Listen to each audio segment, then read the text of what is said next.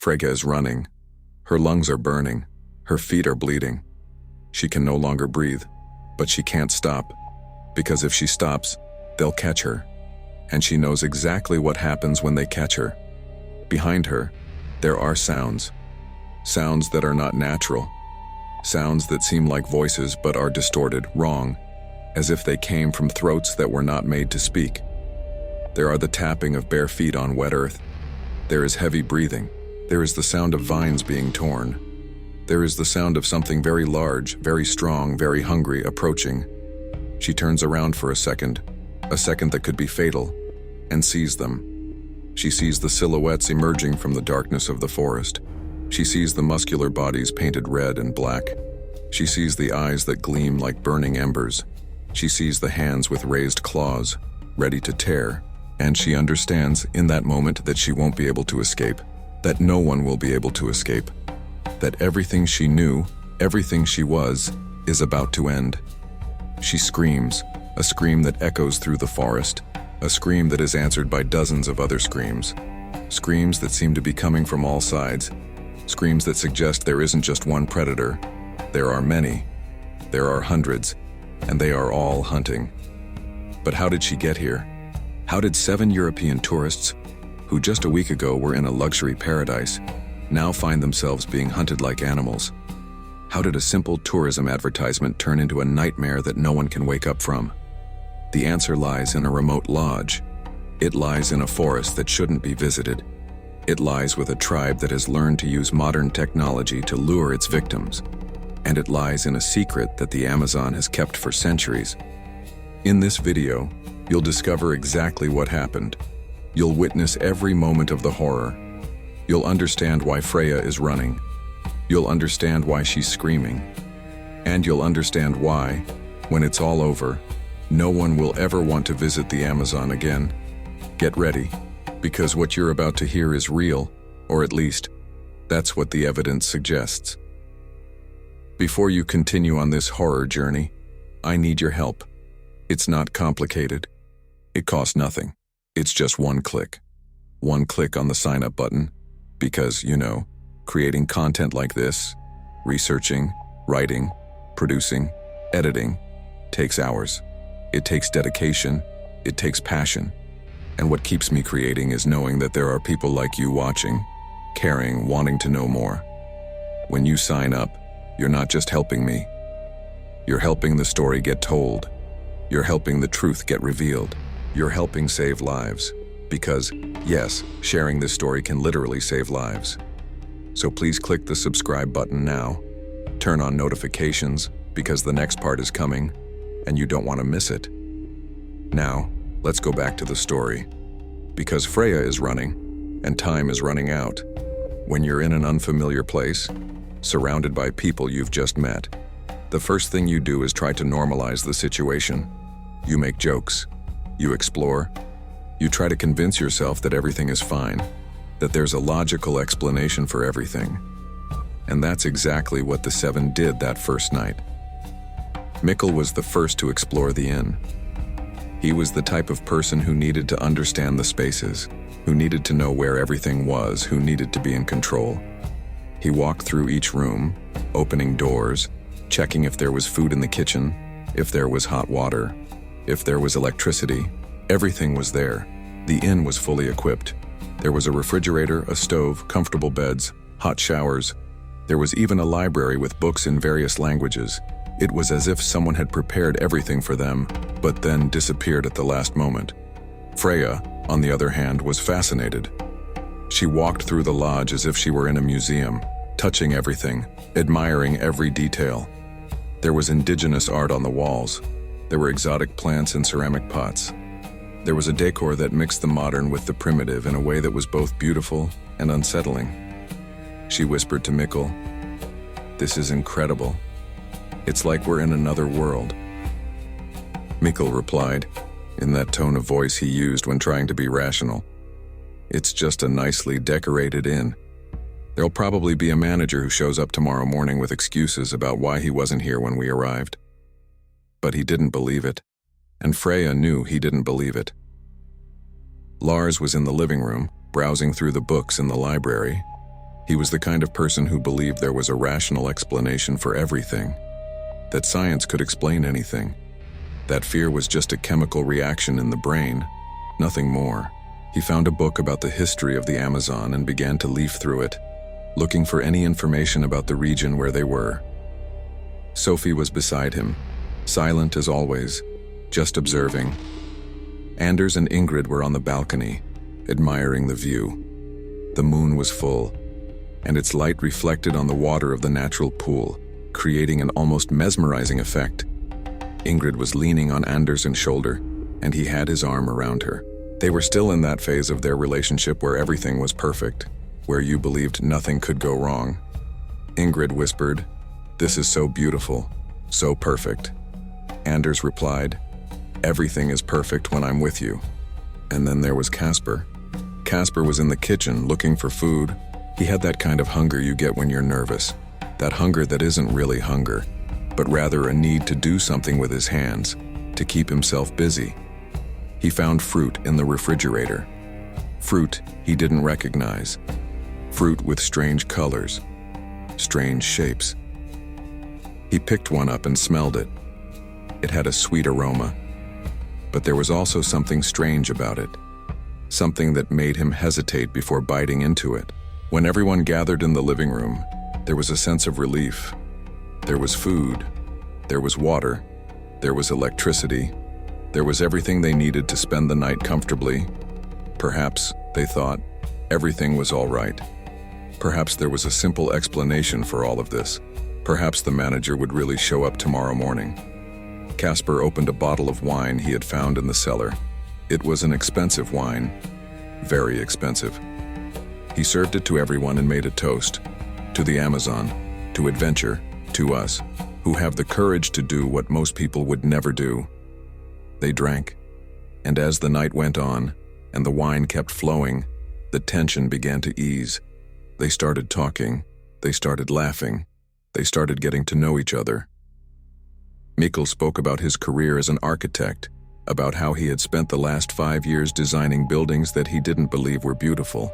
Freja spoke about her art, about how she felt she was losing her creativity, that she was becoming just another ordinary person in a world full of ordinary people.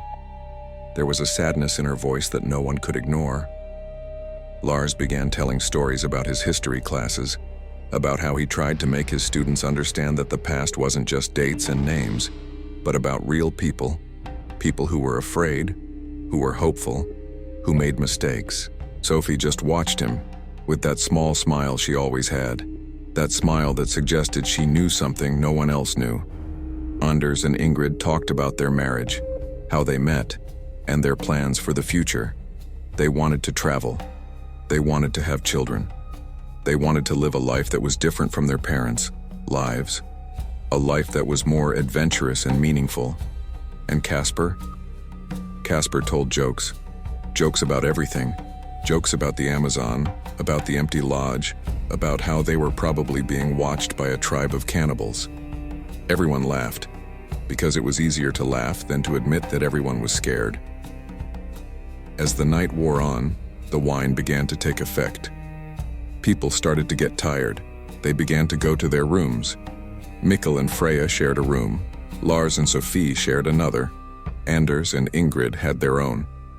And Kasper had a room to himself, at the other end of the inn. Before going to sleep, Mikkel checked the doors and windows. They were all locked. Well, not really.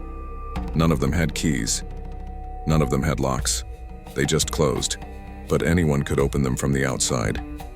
Mikkel tried not to think about it. He tried not to think about the fact that they were completely vulnerable, completely exposed to anything that might be out there in the dark forest. Freja fell asleep quickly. She was tired from the journey, tired of the tension, tired of everything. But Mikkel stayed awake. He lay on the bed, staring at the ceiling, listening to the sounds of the forest. And there were many sounds. Sounds he couldn't identify. Sounds that seemed to come from all sides. Sounds that seemed to be getting closer. At the other end of the inn, Kasper was also awake. He was lying in bed, looking out the window at the dark forest, And that's when he saw something that made him sit up in bed, his heart racing. There were lights, small lights, like lanterns, moving among the trees. But they weren't lanterns. Lanterns don't move like that. Lanterns don't blink like that. Lanterns don't seem to be communicating with each other through patterns of light. Kasper got out of bed and went to the window. He opened it slowly, carefully, and leaned out. The night air was warm and humid, and there was a smell he couldn't identify. A smell that was both sweet and rotten. A smell that made him gag. And then he heard it. A sound coming from the forest. A sound that seemed like a voice, but wasn't exactly a voice. It was more like a whisper. A whisper that seemed to be calling his name. Kasper quickly closed the window. His heart was beating so fast he thought he might have a heart attack. He went back to bed and pulled the sheet over his head, as if that could protect him from anything that was out there. But he knew he couldn't. He knew nothing could protect him. Because at that moment, Kasper understood something the others hadn't yet understood. He understood that they weren't in a safe place. He understood that the inn wasn't a refuge. It was a trap. And they were the bait. As the night wore on, each of them, in their separate rooms, began to hear things. Things they couldn't explain. Footsteps that seemed to be walking around the inn. Voices that seemed to be whispering in a language no one could understand. Knocking on the windows, scratching on the doors, and somewhere in the forest, something was waiting. Something that had waited a long time for this. Something that knew exactly what it wanted, and knew exactly how to get it. The first night at the inn was long, very long, and when the sun finally rose, no one had slept well. Everyone was tired, scared, and beginning to question whether they had really made a terrible mistake by coming to this place. But no one wanted to be the first to say it out loud, because if they said it out loud, it would have to be true. And if it was true, then they would have to do something about it. And doing something about it would mean admitting they were scared, and none of them wanted to admit that. So when they gathered in the kitchen the next morning, everyone pretended that everything was fine. Everyone pretended that there was a logical explanation for everything. Everyone pretended that they were having the best experience of their lives. But there was something in each of their eyes. There was something that suggested they all knew the truth. They all knew something was wrong. They all knew they were in danger. And the worst part was that nobody knew what to do about it. The morning began with a silence that was almost deafening. When Mikkel left his room and entered the living room, he expected to hear the normal sounds of a morning in an inhabited place. He expected to hear birds singing, insects buzzing, the sound of the forest waking up. But there was none of that. There was only silence. A silence so complete, so absolute, that it felt physical. It seemed as if the silence had weight, that it had substance, that it was pressing against his ears. Freja was the first to comment on it. She was on the balcony, having coffee, when she whispered, "Do you hear that?" Mikkel replied, "Hear what?" And she said, "Exactly. I don't hear anything. No birds, no insects, nothing. It's as if the whole forest is dead." Lars, who had arrived a few minutes later, tried to offer a rational explanation. He said that perhaps it was just the time of day, that perhaps the birds and insects were more active at other times, that perhaps the forest had its own rhythms, its own patterns of activity. But even he didn't believe what he was saying. You could see in his eyes that he knew something was wrong. Kasper was in the kitchen, looking for food for breakfast. He opened the refrigerator and stopped. There was food there. Lots of food, fruits, vegetables, meat, fish, all perfectly preserved. But there was something strange. There was far more food than there should be for 7 people for a week. There was enough food to feed 30 people for a month. Kasper called the others over and pointed to the refrigerator. "Do you see this?" he asked. "Why is there so much food here?" No one had an answer. No one wanted to think about what that could mean. After breakfast, they decided to explore the area around the inn. It wasn't exactly a conscious decision. It was more as if everyone felt they needed to do something, that they needed to move. that they needed to try to understand where they were. So, as a group, they began walking along the trail that had led them to the inn the previous night. But the trail had changed. Or at least, it seemed to have changed. The kerosene lanterns that had marked the path the night before were no longer there, and the trail itself looked different. It seemed narrower. It seemed darker. It seemed as if the forest had closed in around it during the night. They walked for about 20 minutes before Kasper stopped and said, "I don't recognize any of this. Do you?" Nobody recognized anything. They were lost. Or at least, they were in a place they didn't recognize. So they decided to go back to the inn. But when they turned to go back, the trail had disappeared. There was no path anymore. There was only forest in every direction. Dense, impenetrable forest that seemed to be closing in around them. Mikkel tried to remain calm. He said they should just follow one direction, that eventually they would get somewhere. So they started walking. They walked for hours. They walked until their feet began to ache, until their clothes were soaked with sweat, until they began to wonder if they would ever get out of that forest. And then, suddenly, the inn appeared. They had arrived back at their starting point. But how? They hadn't turned at any point. They had walked in a straight line. Or at least, that's what they thought. When they arrived back at the inn, everyone was frightened. Everyone was tired. Everyone was beginning to realize that something was very wrong. But no one wanted to say it out loud, because if they said it out loud, it would have to be true. That afternoon, Kasper was exploring the area around the inn when he found something that made him stop completely. Footprints, enormous, deep footprints, almost human, but much larger. Footprints that looked like they had been made by something that weighed much more than any human being. Footprints that formed a circle around the inn, as if something had been walking around them during the night. Kasper called the others to come and see. When they arrived, everyone fell silent. No one could explain the footprints. No one could think of an animal that could have done that. No one could offer a rational explanation. Freja whispered, "What did this?" And Kasper replied, in a voice that was almost a whisper, "I don't know, but whatever it was here.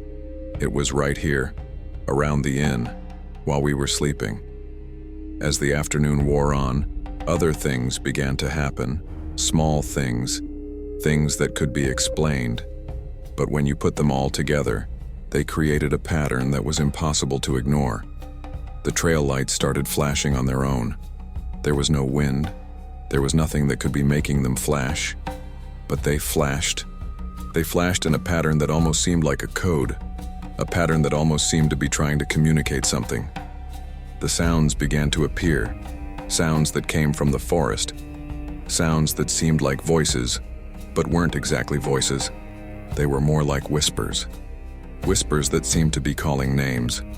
Whispers that seemed to be saying things you could almost understand, but not quite.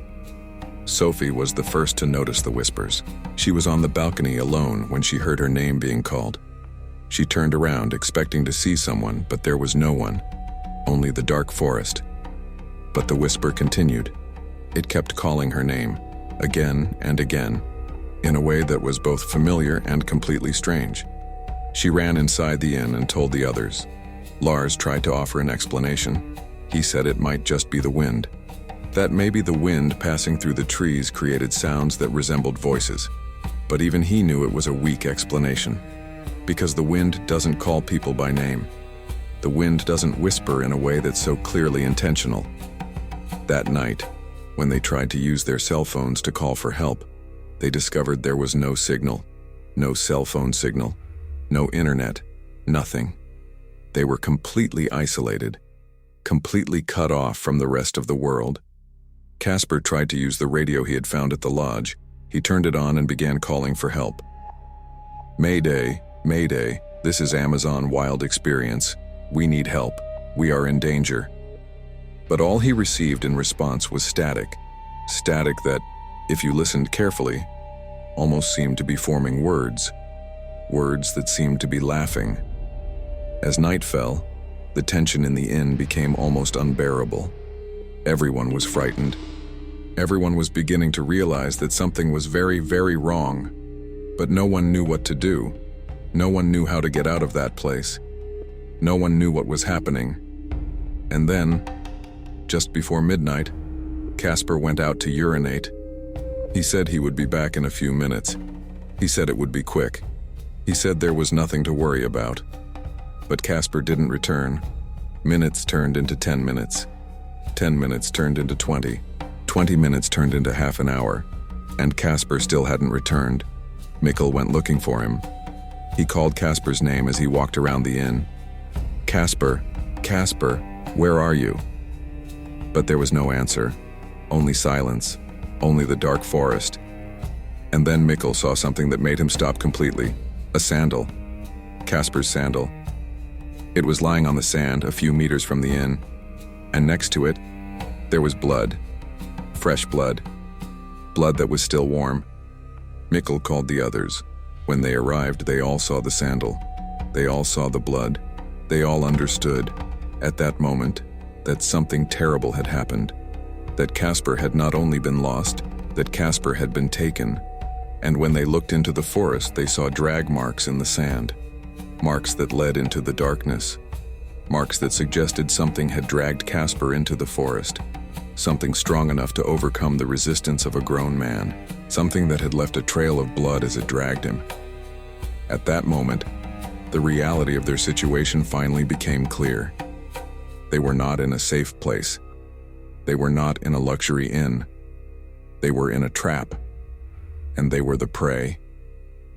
The night that followed was the longest of their lives. They locked themselves inside the inn. They checked every door and window. They gathered in the living room, with the lights on, waiting for dawn, waiting for anything that might mean they were safe. But no one slept. No one could sleep, because every time they closed their eyes, they heard the sounds of the forest, the sounds that seemed to be getting closer, the sounds that seemed to be waiting for the next opportunity to attack. And somewhere in the darkness, Kasper was screaming, or at least, that's what they seemed to hear. A scream that was both familiar and completely strange. A scream that seemed to be coming from very far away, but also seemed to be coming from very close. A scream. "I understand. I'm organizing the information to help you in the best way possible. I've prepared a complete and detailed answer for you." Dawn brought a false sense of security. As sunlight began to filter through the inn's windows, everyone felt a momentary relief. The night had passed. They were still alive. Perhaps, and they thought, it had all been just a misunderstanding. Perhaps Kasper had simply gotten lost. Perhaps there was a simple explanation for everything. But when they went out to look for Kasper, reality hit them again. The sandal was still there. The blood was still there. And there was no sign of Kasper. No sign that he had returned during the night. No sign that he was alive. Mikkel suggested that perhaps Kasper had just hurt himself and gone to look for help. That maybe he was somewhere nearby, waiting for someone to find him. So they decided to organize a search. They decided they would go out in groups, that they would look for Kasper, that they would find him and bring him back. It was a decision they would soon regret. Mikkel and Freja went in one direction. Lars and Sofie went in another. Anders and Ingrid stayed at the lodge, waiting for news. They took flashlights, and even though it was daytime, because the forest was so dense that sunlight barely penetrated the canopy of trees above them. As they walked, Mikkel called Kasper's name. "Kasper, Kasper, are you there? Kasper, answer me." But there was no answer. Only the sound of their own footsteps, the sound of their own hearts beating, the sound of the forest around them. After about an hour of searching, Freja stopped. She had seen something, a piece of clothing, a blue t-shirt. The t-shirt Kasper had been wearing the night before. It was hanging from a branch, a few meters above the ground, as if it had been placed there deliberately, as if it were a sign, as if it were a warning. Mikkel felt a chill run down his spine. He whispered, "Freja, Let's go back. Now. But Freja was mesmerized. She was staring at the t-shirt, at the branch, at the forest around them, and that's when she saw something that made her scream. There were footprints. Footprints that weren't human. Footprints that were much larger than any human footprint. Footprints that looked like they had been made by something with claws. Claws that had left deep marks in the earth. Footprints that formed a pattern suggesting something had been walking in circles around them while they searched for Kasper. Mikkel pulled Freja by the arm. Come on, now. Don't look back. They started running. They ran back to the inn. Their hearts beating so fast they thought they might explode. They ran until their lungs burned, until their legs couldn't move anymore, until they finally reached the relative safety of the inn. Meanwhile, Lars and Sofie were having their own terrifying experience. They had been walking for about 20 minutes when Sofie heard something, a sound that seemed like a voice that seemed to be calling her name. Sofie, Sofie, Sofie. She stopped and looked around. Do you hear that? She asked Lars. Lars replied, Hear what? And Sofie said, That sound, that voice, she's calling my name. Lars tried to offer a rational explanation. He said it might just be the wind, that maybe it was just his imagination. But as they continued walking, the sound became clearer, more distinct, more clearly a voice. And the voice was definitely calling Sofie's name.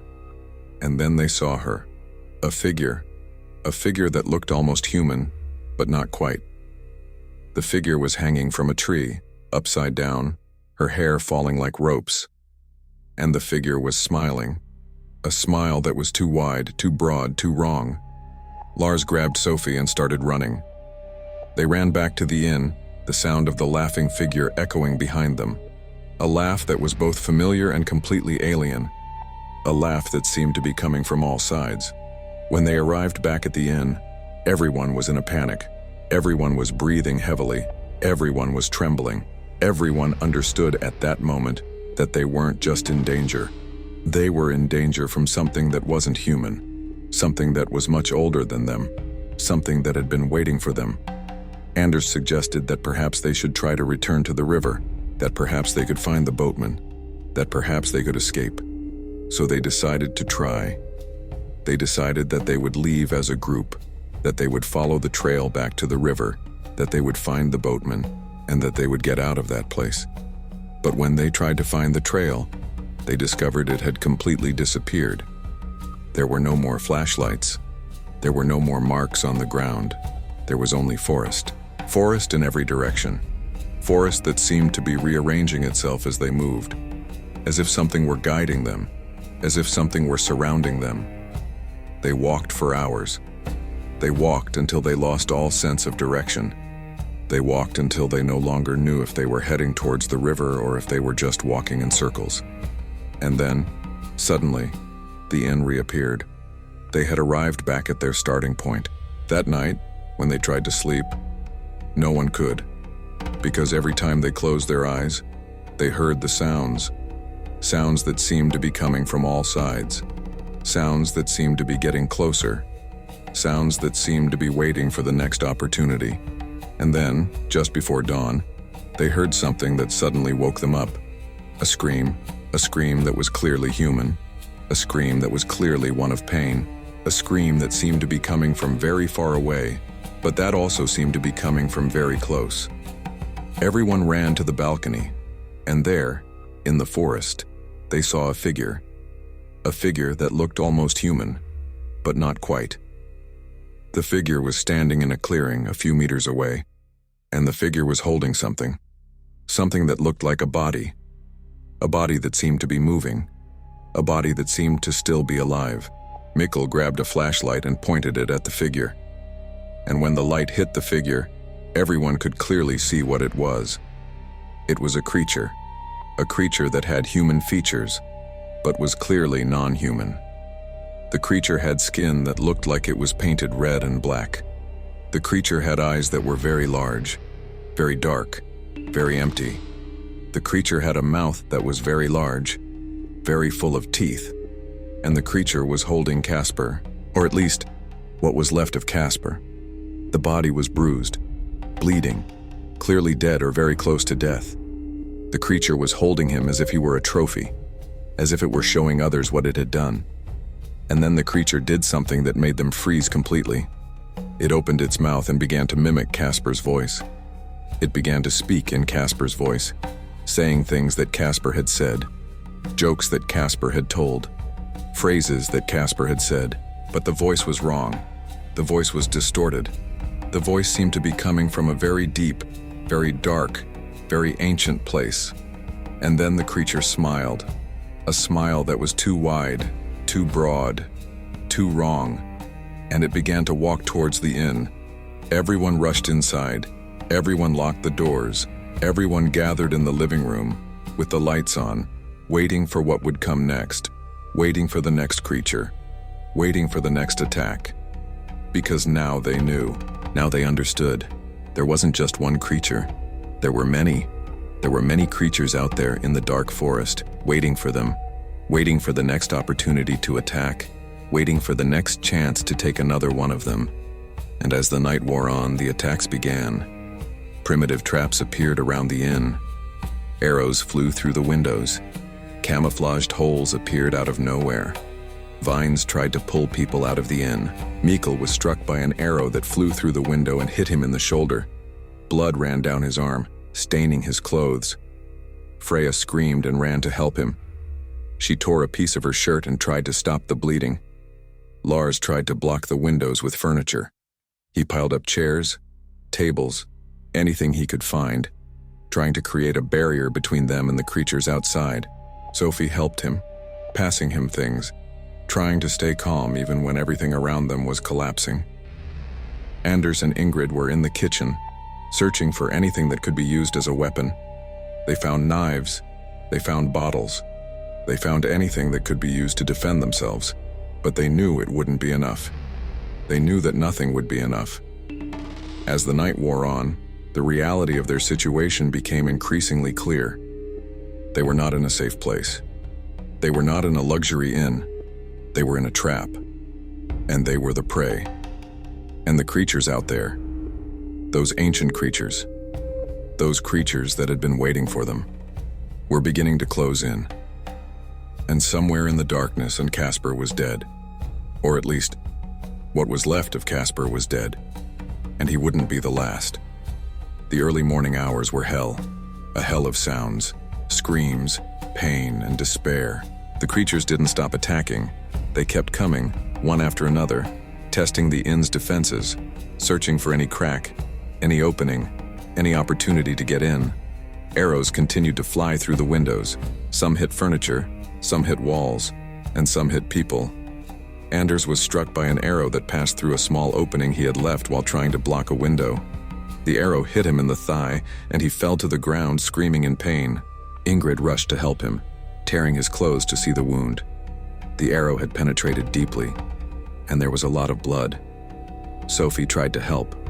She found a first aid kit at the inn and began working on Anders's wound. But her hands were trembling.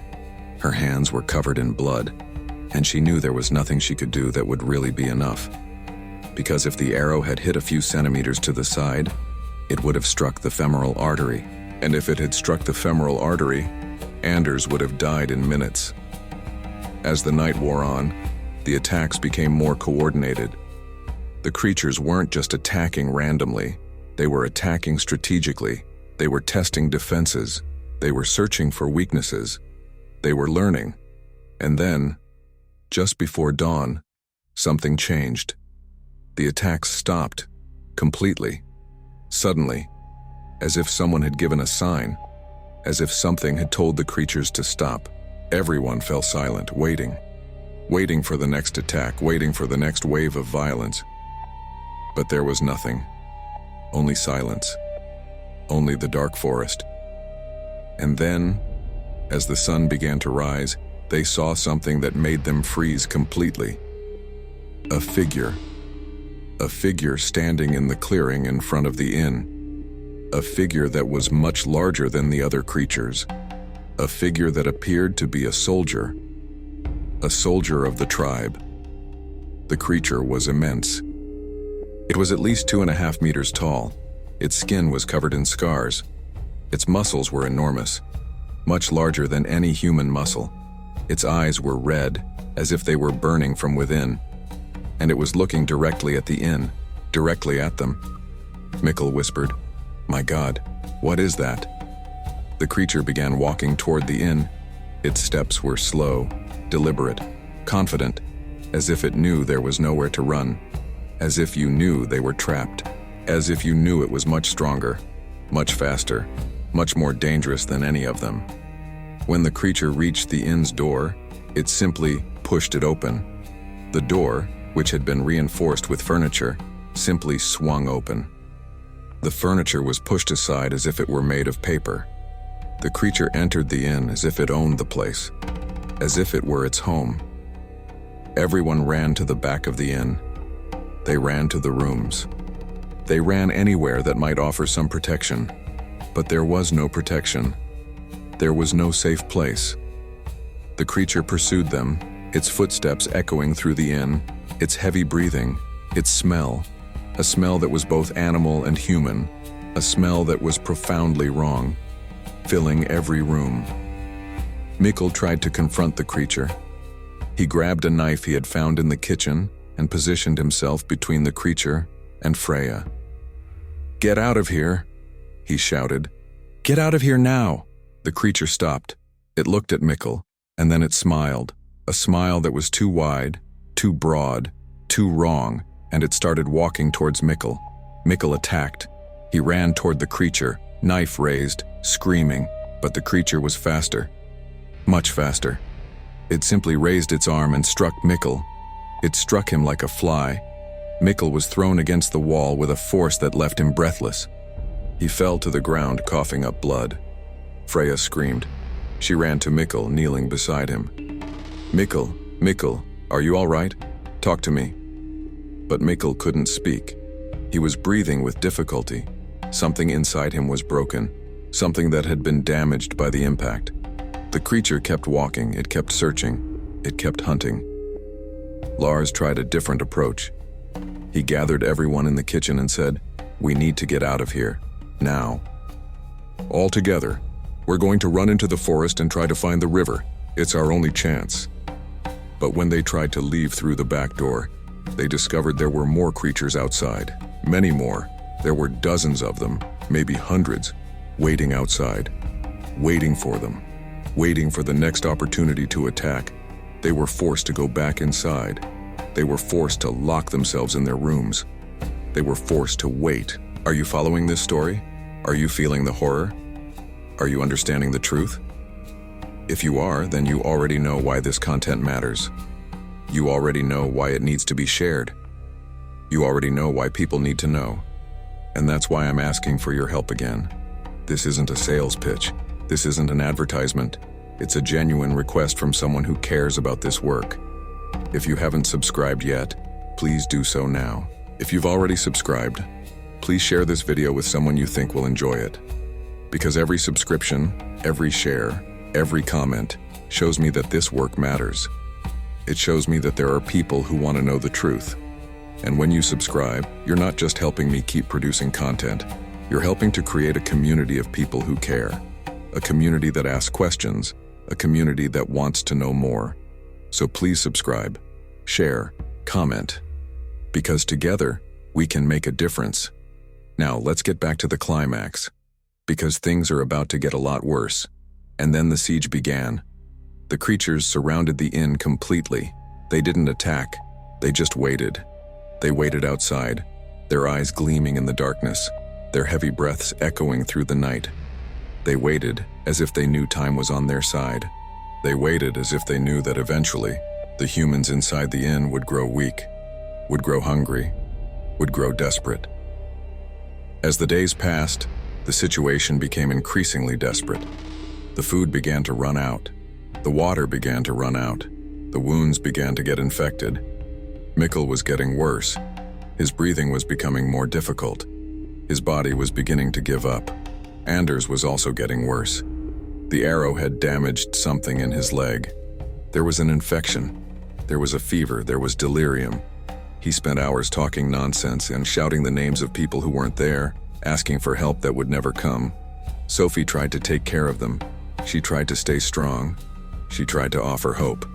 But she knew it was a lost cause. She knew no one was coming to save them. She knew they were alone, completely alone. And then, on the third night of the siege, the creatures began to make noise. They began banging on the walls. They began scratching at the doors. They began making sounds that resembled voices, that seemed to be singing, that seemed to be celebrating something. And then, suddenly, all the sounds stopped, completely, as if someone had flipped a switch. There was absolute silence, a silence that was almost more terrifying than the noise had been. And then, as the sun began to rise, they saw what had happened. The creatures had built something. They had built a structure around the inn, a structure made of branches, vines, and bones, a structure that looked like a cage that was being built around them.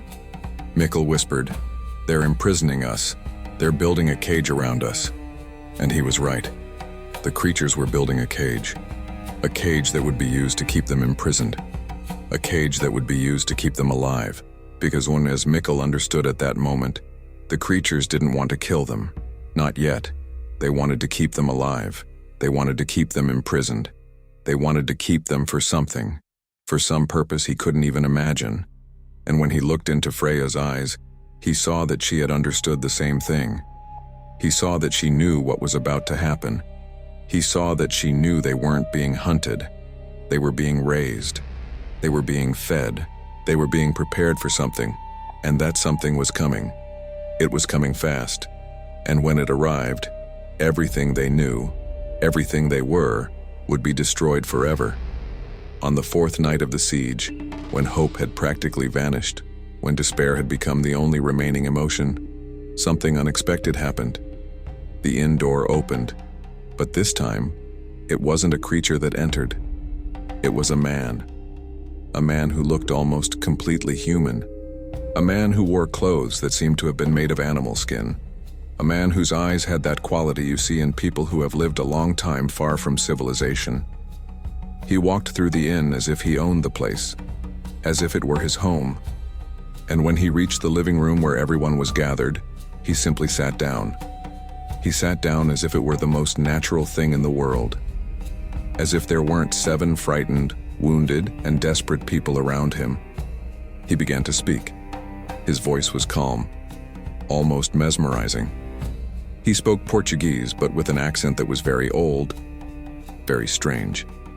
An accent that suggested he hadn't spoken Portuguese with other people in a very, very long time. "You wonder why you're here," he said. "You wonder why you were brought to this place. You wonder why the creatures haven't killed you yet. Well, I'll tell you. Because you deserve to know. Because you're going to die soon, and it's only fair that you know why." He paused. He looked at each of them, his eyes passing from face to face, as if he were assessing them, as if he were deciding who would go first. "A long time ago," he continued, "there was a tribe that lived in this region, a tribe that had lived here for thousands of years. They were the Kuru-Pirahã, a people who had learned to live in harmony with the forest, a people who had developed a culture, a religion, a way of life that was completely different from anything you can imagine." He stood up and walked to the window. He looked out at the dark forest outside. The Kuru-Pirahã were hunters. They hunted animals. They hunted fish. They hunted everything they could find to survive, and they were very good at it.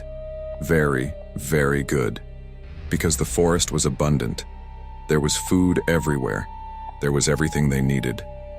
He turned around and looked at them again. But then the white men arrived. The explorers arrived. The gold miners arrived. The illegal fishermen arrived. And they began to destroy the forest. They began to kill the animals. They began to pollute the rivers. They began to take everything that the Kuru-Pirahã had. His voice grew harsher, more bitter. The Kuru-Pirahã tried to fight. They tried to defend their territory. They tried to protect their way of life, but they were just a small people. They didn't have modern weapons. They didn't have technology. They only had their arrows, their spears, their courage. And courage is not enough against the greed of modern man. He walked back to the chair and sat down again. So, about 50 years ago, the tribe almost disappeared. There was famine. There was disease. There was death. The Kuru-Pirahã were dying. They were disappearing. And nobody in the outside world cared. Nobody knew. Nobody did anything. He paused for a long time. A very long time. But then, one of the tribe's leaders had an idea that was both brilliant and terrible. He realized there was a food source that had never been exploited, a food source that was abundant, a food source that was easy to capture, a food source that was human. The silence that followed was absolute. No one breathed. No one moved. Everyone understood at that moment what he was saying. Yes, he continued, as if answering a question no one had asked. The Kuru-Pirahã became cannibals, not because they were savages, not because they were primitive, but because it was a matter of survival, because it was the only way for their tribe to stay alive. Freja whispered, "My God." In the beginning, the man continued, they only ate the bodies of the explorers who died, the bodies of the prospectors who got lost in the forest, the bodies of the fishermen who were caught in their traps. But they soon discovered that there was a much more efficient way to get food. There was a way to lure people into the forest. There was a way to get people to come voluntarily. He leaned forward. They created stories. Stories about a lost tribe. Stories about gold. Stories about mystical experiences. Stories that attracted explorers, adventurers, people searching for something they couldn't find in their normal lives. And when these people arrived, they captured them, they killed them, they ate them. Lars asked, his voice trembling, "How long has this been going on?" 50 years, the man replied. 50 years of hunting, 50 years of death, 50 years of survival through cannibalism. And in all those 50 years, nobody discovered anything. Nobody knew. Nobody investigated. Because the Amazon is too big. Because people disappear here all the time. Because nobody really cares about what happens in the forest. He stood up again and walked to the door. But then, a few years ago, something changed. The tribe discovered the internet. They discovered social media. They discovered how to create ads. They discovered how to attract people much more efficiently. And they discovered that there was a perfect market for their traps. There were people who were willing to pay a lot of money for an exotic experience. There were people who were willing to travel to remote places. There were people who were willing to disappear from the world for a week. He opened the door and looked out into the dark forest outside. You are just the latest. You are just 7 more bodies to feed the tribe. You are just 7 more people who will disappear, and no one will ever know what happened to you. Your friends will search. Your families will search. But the Amazon is too big, and the tribe is very good at hiding its tracks. Mikkel asked, his voice almost inaudible. Who are you?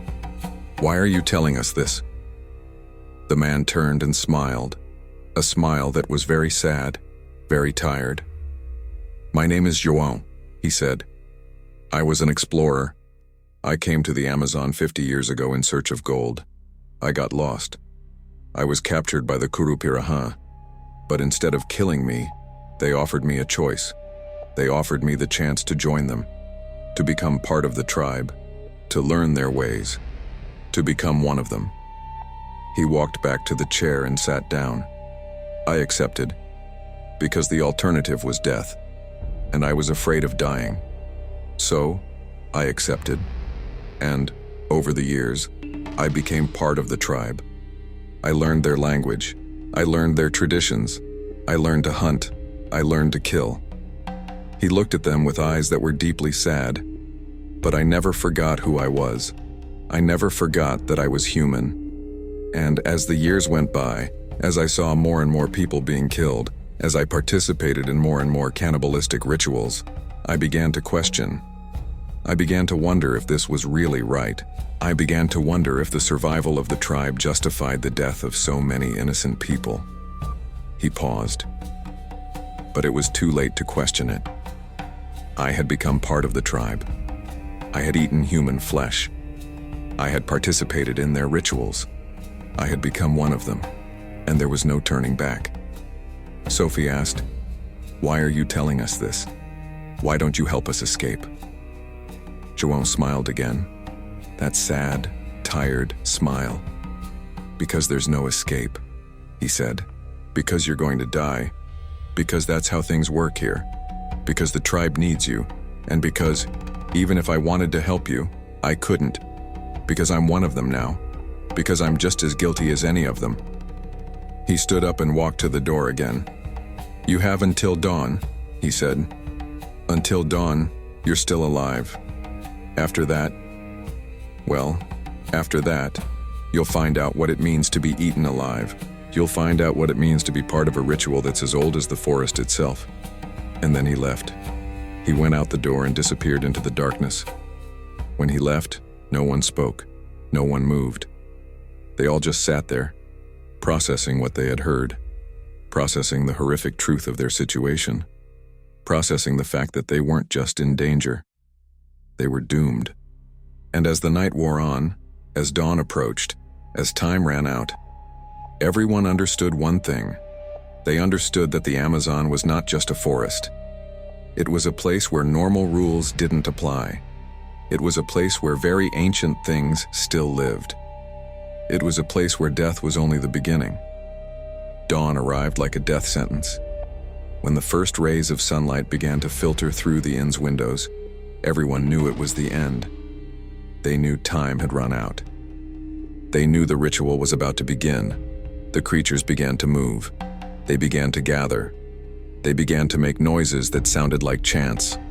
Chants that were deep, rhythmic, mesmerizing. Chants that seemed to be coming from a very ancient, very dark, very deep place within the forest. Mikkel was rapidly deteriorating. His breathing was shallow. His body was burning with fever. He knew he wouldn't last much longer. He knew his body was giving up, but even so, he tried to get up. He tried to prepare himself for what was to come. "We need to try to escape," he whispered to Freja. "We need to try one last time." Freja helped him to his feet. He was very weak, very wounded, but he was determined. He was determined not to die without a fight. He was determined to try, even though he knew it was useless. They all gathered in the living room. All 6 of them who remained. Because Kasper was dead. Because Kasper had been the first. Because Kasper had only been the beginning. "We're going to try to run into the forest," Lars said, his voice trembling. "We're going to try to find the river. It's our only chance." But everyone knew it wasn't true. Everyone knew there was no chance. Everyone knew they were just postponing the inevitable. When they opened the door, they saw that the forest had changed. There was a clearing that hadn't been there before. A large clearing, very large, surrounded by enormous trees. And in the center of the clearing there was a campfire. A campfire that was burning with flames that were red and black. Flames that seemed to be alive. Flames that seemed to be dancing. And around the campfire, there was the tribe. There were hundreds of them, maybe thousands, all painted red and black, all with eyes gleaming in the firelight, all waiting. When they saw the 7 humans leaving the lodge, the tribe began to make noise. They began to beat drums. They began to sing. They began to dance. It was as if the whole forest had awakened. It was as if the whole forest was celebrating. The 7 were forced to walk toward the clearing. They were forced to walk toward the campfire. They were forced to walk toward their destination. As they approached, Mikkel saw something that made him stop completely. Bones. There were bones piled up in the center of the clearing. Human bones. Bones that formed a macabre mountain. A mountain made of hundreds, perhaps thousands of skeletons. A mountain that was a monument to the dead.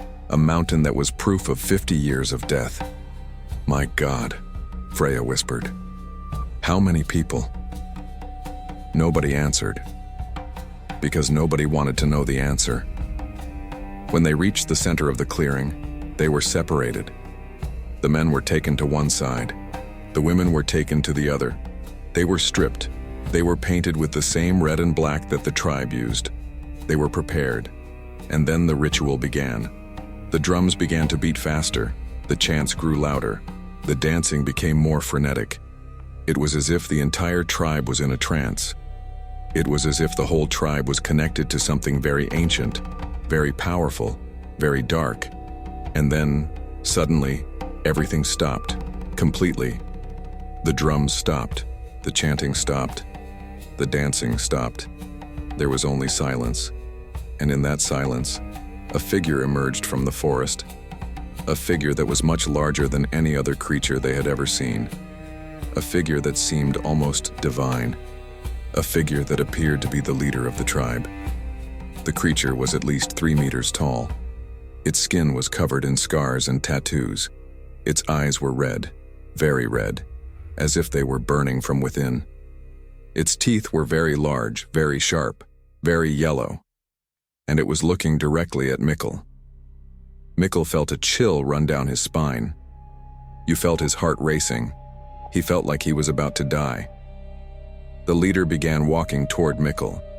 His steps were slow, deliberate, confident, as if he knew Mikkel couldn't escape, as if he knew Mikkel was a prisoner, as if he knew Mikkel was his.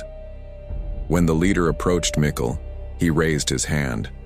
His hand was enormous. His fingers were very long, very sharp, and he placed his hand on Mikkel's chest. Mikkel felt the pressure. He felt the claws digging into his skin. He felt the blood starting to trickle down. And then, suddenly, the leader pulled. He pulled with a force that was impossible to resist. He pulled with a force that was far greater than any human strength. And Mikkel screamed. He screamed like he had never screamed before. He screamed in a way that was almost inhuman. He screamed as he felt his body being torn apart. He screamed as he felt his life being taken away. Freja ran towards Mikkel. She ran to try and save him, but she was intercepted by other creatures. She was pulled back. She was forced to watch as her companion of 5 years was torn to pieces before her eyes. And then the feast began. The tribe began to eat. They began to eat Mikkel while he was still alive. They began to eat while he was still screaming. They began to eat while he was still moving.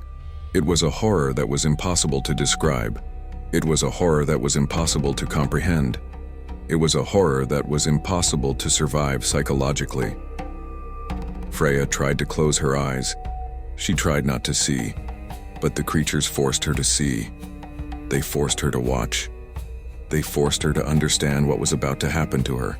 When they were finished with Mikkel, when there was nothing left to eat, when his body had been completely consumed, the leader turned to Freja, and she smiled. Freja ran. She ran towards the forest. She ran with all her might. She ran as if she could escape. She ran as if there were somewhere to go. But the forest surrounded her. The forest captured her. The forest brought her back. And then it began again. The ritual began again. The feast began again. Meanwhile, Sofie was being taken to a different place. A place that was very dark. A place that was very deep within the forest. A place that seemed to be a temple that was made of bones. A temple that was a monument to death. She was placed on an altar that was made of stone, an altar that was stained with blood, an altar that had been used for sacrifices for hundreds of years. And then, the ritual began. A ritual that was very different from what had happened with the others. A ritual that was much slower. A ritual that was much more painful. Because Sofie would not be food. Sofie would be offered. Sofie would be sacrificed. Sofie would be used to feed something that was much older than the tribe, something that was much more powerful, something that was much darker. Meanwhile, Anders and Ingrid were being taken to another place, a place that was very hot, a place that was very damp, a place that seemed to be an underground chamber. And in that chamber, there were other people, people who had disappeared weeks ago, people who had disappeared months ago, people who had disappeared years ago, people who were being kept alive, people who were being fed, people who were being prepared. Anders understood, at that moment, that there was something far worse than death. There was something far worse than being eaten. There was something far worse than suffering. There was waiting. There was anticipation. There was the understanding that you would be eaten. There was the understanding that you would be sacrificed. There was the understanding that you would be used to feed something that was very old, very powerful, very dark.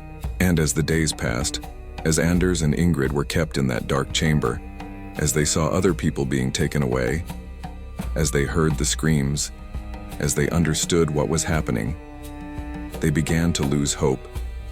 They began to lose the will to live. They began to wish it would all end. They began to wish they could simply die. And eventually, they got their wish, but not before they had endured suffering that was impossible to describe, not before they had understood the true meaning of horror, not before they had understood that death was only the beginning. Because, in the Amazon, in the dark forest, on the island of Kuru-Pirahã, there were things that were far worse than death. There were things that were much older. There were things that were far more powerful. There were things that were waiting for more victims, waiting for more food, waiting for the next New Year's Eve. And while all this was happening, while the tribe celebrated, while the ritual continued, a camera fell to the sand, a camera that had been left behind, a camera that had been recording everything, a camera that had captured every moment of the horror. And in that camera, there were images of shadows, images of fire, images of figures dancing, images of blood, images of death, images that, if someone saw them, they would never be able to sleep again. But no one would see those images, because the camera would be found by the tribe, because the camera would be destroyed, because there would be no proof of what had happened. There would be no proof that 7 people had disappeared. There would be no proof that they had been killed. There would be no proof that they had been eaten. There would be only silence, only the forest, only the Amazon, guarding its secrets, as it had done for thousands of years. 2 days after it was all over, after the forest had returned to its usual silence, after the tribe had disappeared back into the depths of the woods, something strange began to happen in the outside world. Something no one expected. Something that suggested the horror was not over, that the horror was only beginning. The ads started disappearing. All ads for Amazonia Selvagem experience were removed from social media. All accounts that had promoted the lodge were deleted. All profiles responsible for the promotion were erased. It was as if someone had decided to erase all traces that the agency had ever existed. Brazilian authorities were notified of the disappearances. 30 tourists had booked the package. 30 tourists who simply vanished. 30 tourists who never returned home. 30 families who never saw their loved ones again. But the investigations led nowhere. There were no clues. There was no evidence. There was no body. There was only emptiness. There was only the Amazon, silent, impenetrable, guarding its secrets. The authorities blamed natural accidents. They blamed drownings. They blamed attacks by wild animals. They blamed everything they could think of, except the truth. Because the truth was too horrible. The truth was too unbelievable. The truth was that there was a tribe of cannibals living in the Amazon, and that this tribe had learned to use modern technology to lure victims. The families of the missing tried to investigate on their own. They tried to find the inn. They tried to find any evidence that it had ever existed, but they couldn't find anything. The inn had vanished, or perhaps it had never existed, or perhaps it was in such a remote, hidden place that no one could find it. As the months passed, the families began to give up. They began to accept that their loved ones were dead. They began to accept that they would never know what had happened to them. They began to accept that the Amazon had taken their children, their husbands, their wives, and that it would never give them back. But there was something the families didn't know. There was something the authorities didn't know. There was something nobody in the outside world knew. Because, while the investigations continued, while families grieved, while the world moved on, something was happening in the Amazon, something far more sinister than anyone could have imagined. The tribe was preparing again. Illegal fishermen operating in the remote waters of the Rio Negro began reporting strange occurrences. They reported seeing small lights moving among the trees on remote islands, lights that appeared to be lanterns, lights that seemed to be communicating with each other through light patterns, lights that seemed to be guiding something or someone. A fisherman, a man named Raimundo who had spent his entire life on the waters of the Amazon, reported seeing something that deeply frightened him. He had seen a lodge that hadn't been there the previous week, a lodge that seemed to have appeared out of nowhere, a lodge that had an advertisement hanging on the door. Raimundo couldn't read the advertisement from afar, but he knew what it was. He knew it was a tourism advertisement. He knew it was a trap. He knew more people were coming, more victims, more food for the tribe. He tried to warn the authorities. He tried to tell them what he had seen, but nobody believed him.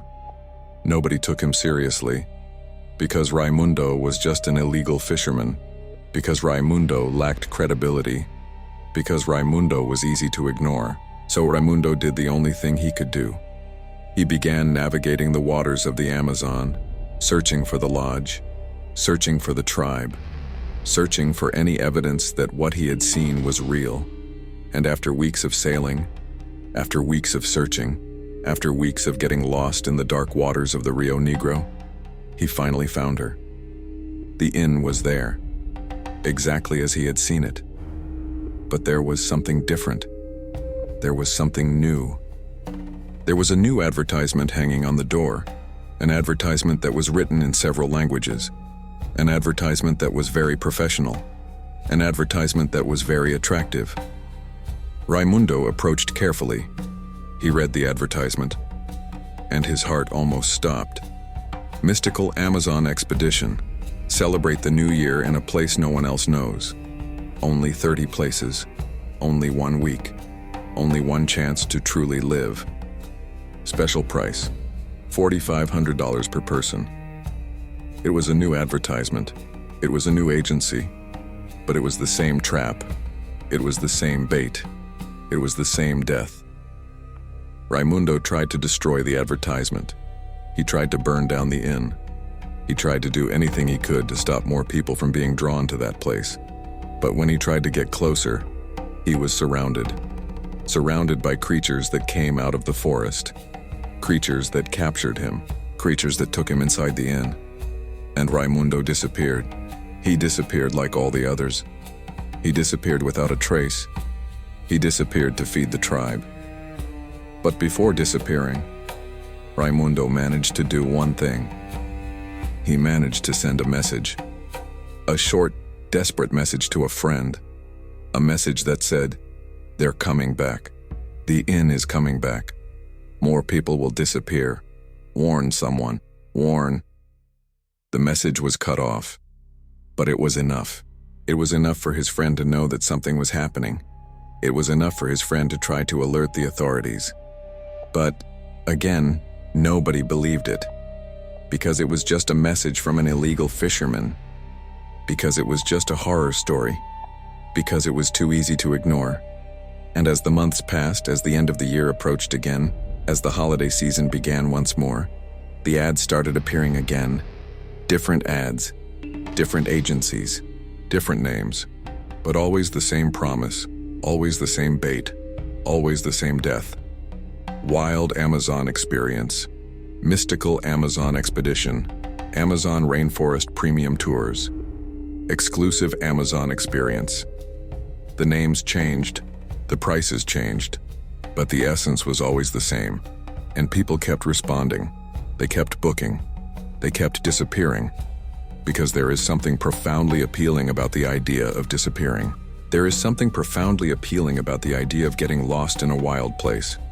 There is something profoundly appealing about the idea of living an experience that no one else has lived. There is something profoundly appealing about the idea of feeling truly alive, even if it means dying. And the tribe knew this. The tribe had learned this. The tribe had understood that there was an infinite market of people willing to come to the Amazon. There was an infinite market of people willing to disappear. There was an infinite market for food. If you've made it this far, You deserve respect because you've watched a story that is disturbing, a story that is frightening, a story that is real, or at least that's what the evidence suggests. And now you know. Now you understand. Now you can make a difference. Because when you subscribe to this channel, you're not just helping me.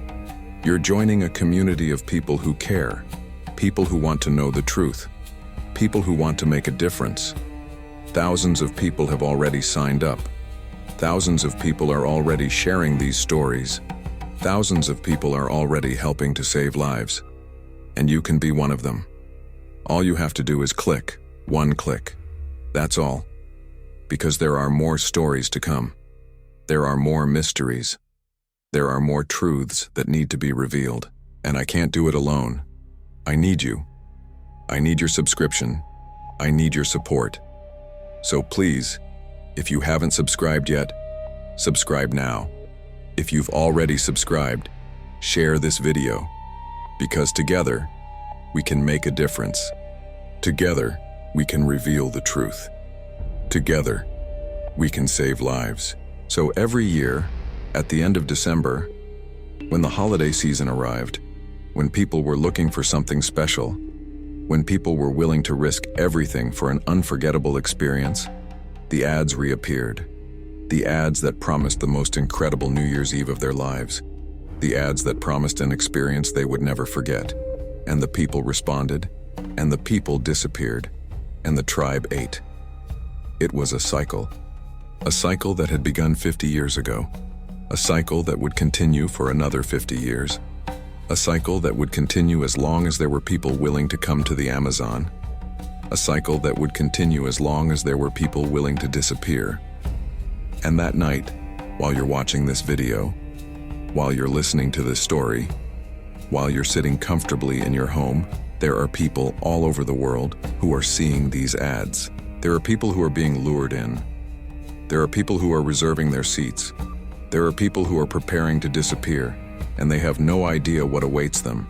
They have no idea that they are walking into a trap. They have no idea that they are walking towards death. They have no idea that in a few weeks when they arrive in the Amazon, when they arrive at the lodge, when night falls, they will understand that they have made a terrible mistake, an undoing mistake, a mistake that will lead to their deaths, a mistake that will lead them to feed a tribe of cannibals who had learned to use modern technology to lure their victims. And when it's all over, when they've been eaten, when their bodies have been consumed, when their bones have been added to the mountain of skeletons in the center of the clearing, there will be only silence, only the forest, only the Amazon guarding its secrets, as it had done for thousands of years. And somewhere on the internet, on some social network, somewhere you'd never think to look, a new ad will appear, a new ad promising the most incredible experience of your life, a new ad that will attract more victims, a new ad that will feed the tribe, because the tribe never stops, the tribe never rests, the tribe is never satisfied, the tribe just keeps hunting, keeps killing, keeps eating. And meanwhile, the outside world continues to ignore it, continues to believe that the Amazon is just a forest, continues to believe that the disappearances are just accidents, continues to believe that nothing is wrong, continues to believe that it is safe, but it's not. Nobody is safe, because the Amazon is very big, because the Amazon is very dark, because the Amazon is hungry, and because there are things living there that have learned to hunt using the same tools you use every day. If this story moved you, if it made your heart beat faster, if it made you question the safety of the world around you, then you understood exactly what I wanted you to understand. Horror is real. Horror is all around you, and horror is waiting for you. But you're not alone on this journey. There are thousands of people watching this video right now. There are thousands of people who are also scared. There are thousands of people who also want to know more. And that's why you need to sign up. Because there are more stories to come. There are more mysteries. There are more secrets that the Amazon is holding. And you can't miss any of them. Because if you miss them, you'll be left behind. You'll be left in the dark. You'll be afraid of missing something important. Click the sign up button now. Not later, not tomorrow, now.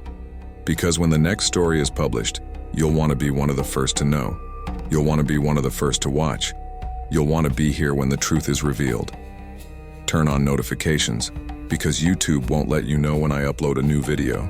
You need to turn on notifications. You need to stay updated. You need to be ready. Share this video. Share it with your friends. Share it with your family. Share it with anyone you think will enjoy it. Because the more people watch, the more people will subscribe.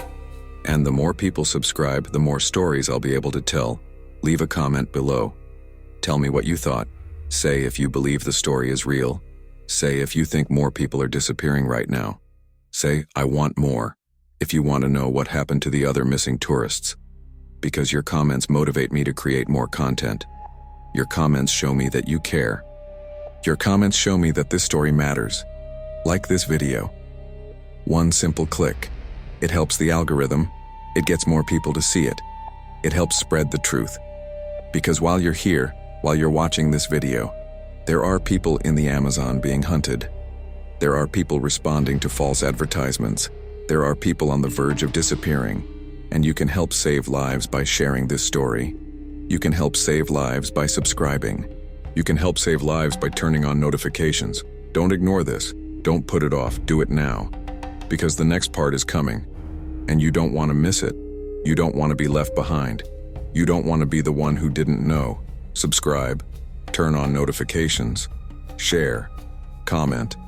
Because the truth is coming. And you need to be ready for it. Until next time. If you come back from it,